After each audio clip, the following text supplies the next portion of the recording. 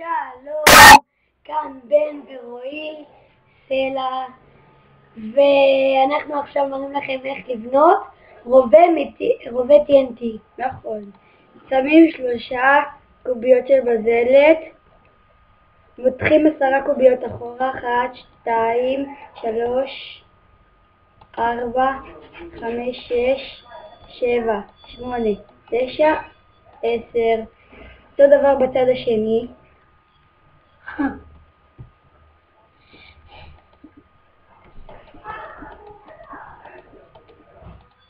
לוקחים דלי מים,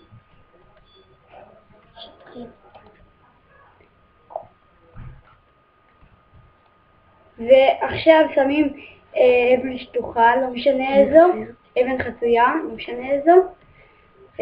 אחר כך מעלים בשתי קוביות, עושים מין מדרגות כאלה כדי שנוכל לעלות, ועכשיו לשים רדסטאונד. איזה קשה זה.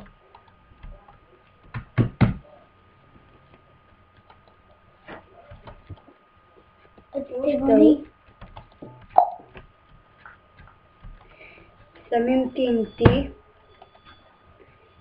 TNT, לא לנקודה האחרונה, עד לכמעט האחרון.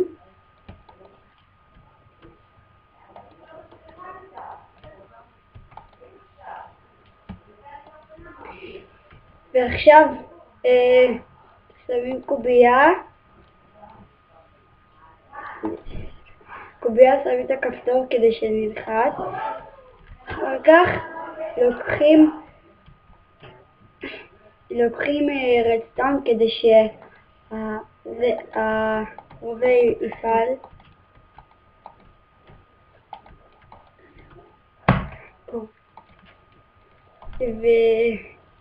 ועכשיו רגע, חכו שנייה. ועכשיו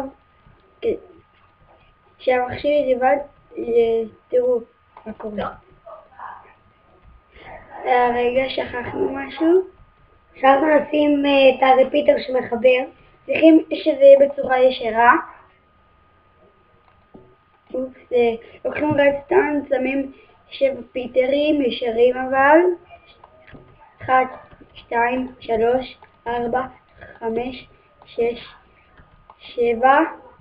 מחברים את הרדסטאונד לאיפה שהתחלנו בהתחלה, ואז תראו מה יצא. ותראו, צריכים ללחוץ פעמיים כדי שהירייה תהיה רחוקה יותר.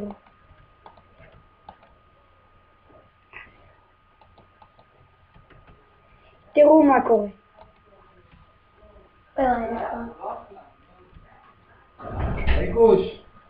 איזה יופי. טוב, תודה. היינו היום בן ורועי, וביי.